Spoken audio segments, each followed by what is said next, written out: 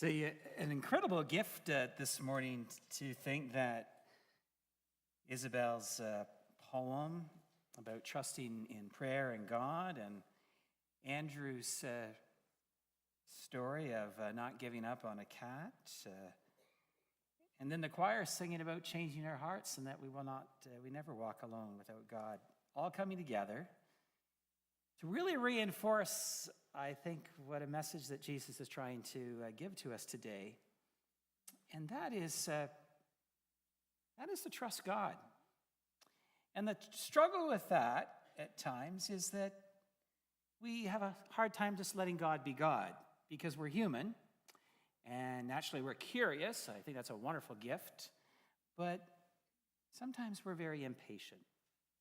I have a little question. Who are the patient people today? Who are the patient people in this church? Do you want to put your hands up? I'd like to know are you all patient? There's some patient people out there. Oh, God bless you. I'm with a couple recently. They're getting married in June. I love this question because, of course, they're going to tell me about their love for each other and why it works for them. But I'm always trying to get to that question of, what is kind of that, what is that about your relationship that isn't so easy? I love that question. And she looks to me and she goes, well, he's not very patient. I said, well, he's sitting there like, oh, God. And I said, well, give me an example of that. And she said, well, we're trying to upgrade. They live in Kitchener-Ray, and, he wants the new house next fall. And they're getting married this June. And I know them quite well. And he looks at her and he goes, well, you're right. I'm not very patient. But he said, one thing I am. I'm realistic. He says, you want the perfect house next fall. And we can't have the perfect house. And then she looks at him and says, in a beautiful way, this was loving. She said, I'm just not going to live in a house that you're working on for the next 6 years. And I said, well, you two obviously know yourselves very well. Not very patient. He's not very patient. Well, I'm not a very patient one. And this is a parable for me. And Jesus has really startled the disciples because they, like me, they like to watch the weather. And they figure that if they watch the weather, there's cause and effect. They believe that, if you got this coming down the road, this is what's going to happen. And Jesus startles them with almost like, you hypocrites. You don't know the mind of God. You can't just think that 2 and 2 equals always 4. God, in many ways, we can't really read the weather, and we can't really read the mind of God. So this beautiful story, Jesus takes an example of the local news of his day, and he says, do you think all those people that had been killed by Pontius Pilate were somehow worse sinners than all those Galileans? Of course not. Or what about those 18 who were killed at the Tower of Siloam when it fell on them? Do you think they are worse offenders than all those living in Jerusalem? Of course not. Jesus says it's not that simple. So then he tells them this parable. You see, the fig tree hasn't borne fruit in 3 years. So the owner says to the gardener, cut it down. Why should we waste the soil on this fig tree? But here, he was not standing in that world. He was standing now in the mind of God. So the story does not end with the logical consequence, throw it away. Don't worry about that Carly, that cat.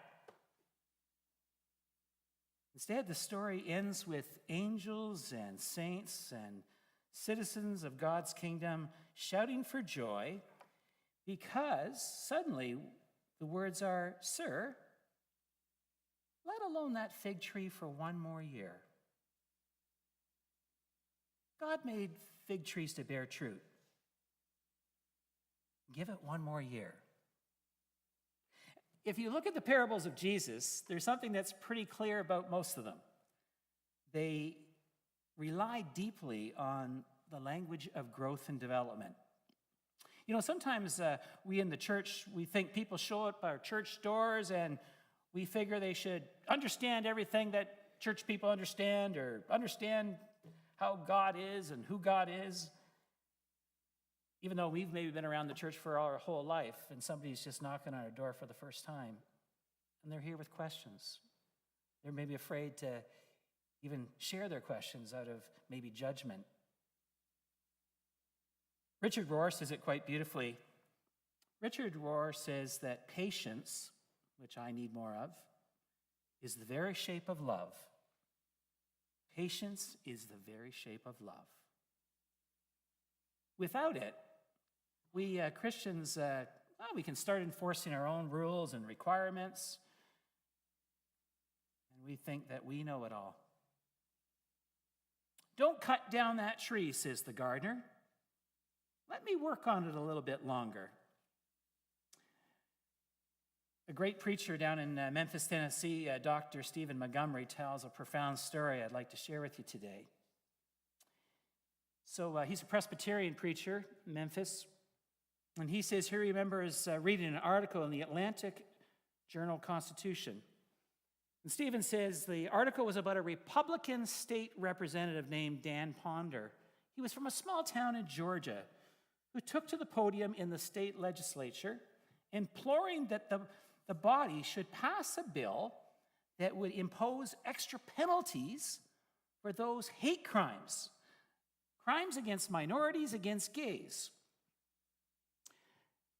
The legislator, Ponder, told everyone that his ancestors in the 19th century had owned slaves. His great-great-grandfather had fought in the Civil War. His third-grade classmates cheered with him when they heard that President Kennedy had been shot. He told his fellow legislators of how his college fraternity had ostracized 6 of its members because they thought they were gay. He told of the African woman who raised him, who had changed his diapers, read books to him, taught him more than anyone else in the world the difference between right and wrong.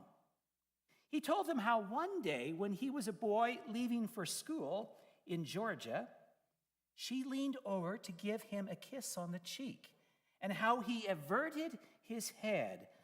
Black people were not supposed to kiss white people. He spoke of the shame he had carried ever since that day she tried to kiss him. He said, "I pledged to myself then, and I repledge on this day, the day that we buried that magnificent woman, that never again would I look in the mirror and know that I had kept silent and let hate, prejudice, indifference, or negativity ever impact another person's life." He said, "I finally figured out that the only way we are ever going to make progress is when somebody stands up and takes a stand." He said to the Georgia legislature, "I urge this House to pass this hate crimes bill." And by the grace of God, they did. After so many years, a fig at last. Dr. Montgomery, who tells the story, looks to his congregation, and I look with him and to you, and he says, "I have no way of knowing what goodness, what brave commitment God has planted in your heart long ago, but I will bet my life that there's something waiting to be born in each of you here that will make your community better. Maybe it's going to make your place of work better. Maybe it's going to make our church better, more compassionate. But there is something in each one of us here waiting to be born." On Friday, I was witness to hands joining hands, people of different faiths, people atheists, people of no faith, People joining hands, circling mosque after mosque in many places around the world, not just New Zealand, right here in Canada. And the people that joined hands together, they did that out of a love and a true statement that hate shall not reign in this world, and that Muslims, all people, should never feel alone or afraid. There's something waiting to blossom in this world. Figs are being born day by day. Let's give that fig tree another year, and let's trust God.